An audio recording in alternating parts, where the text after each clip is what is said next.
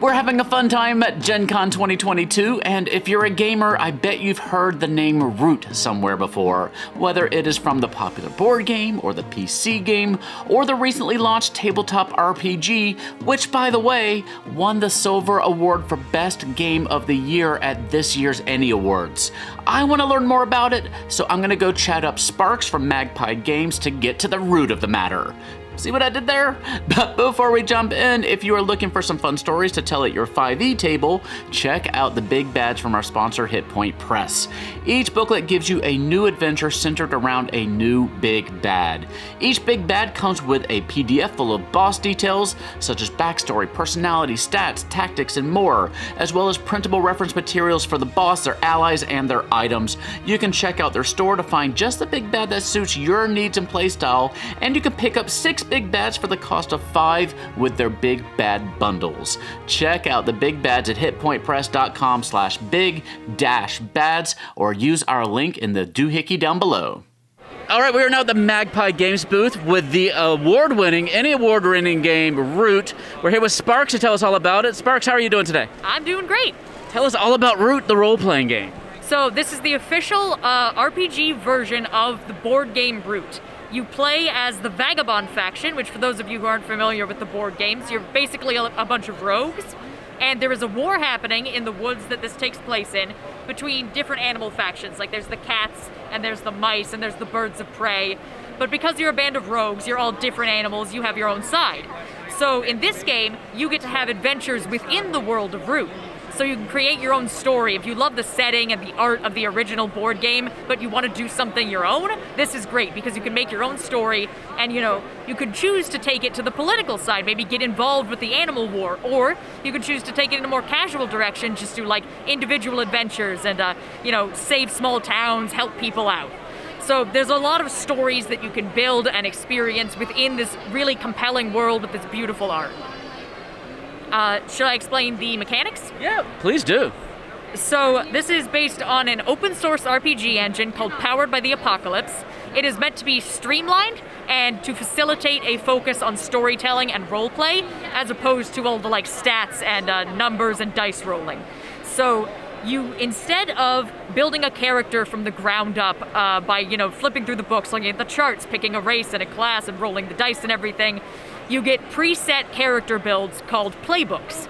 And the playbooks have, the stats and some basic skills, but you add your details and customization to, make it personal, give them, really flesh them out to be your character.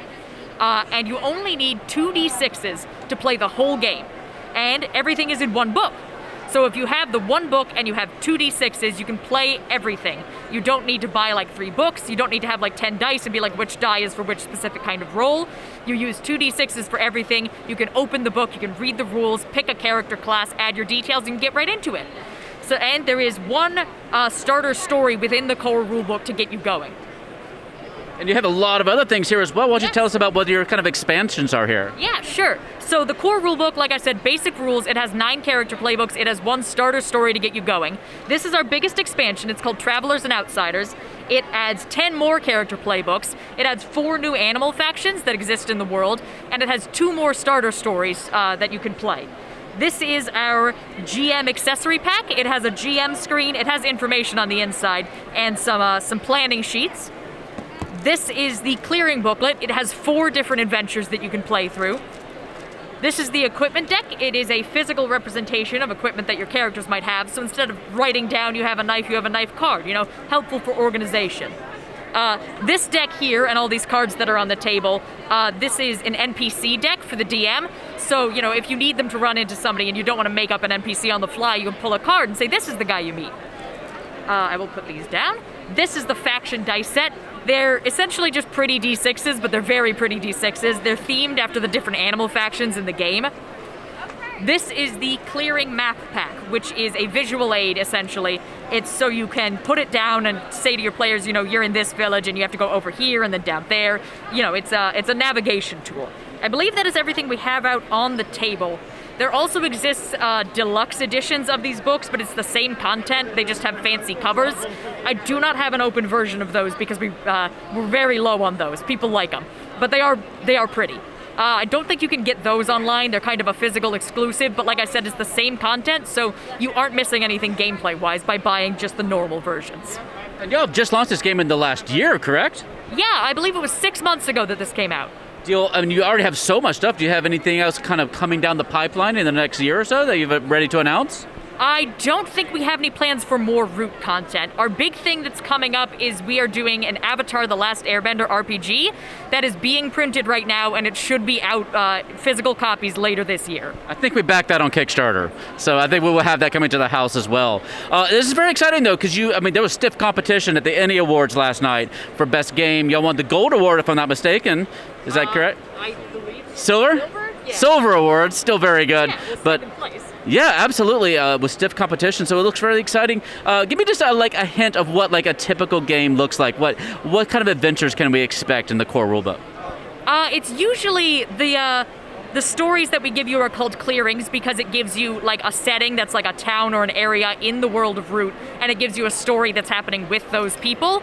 So it would usually be something like, at our last convention, UKGE, we sold a quick start called Bertram's Cove.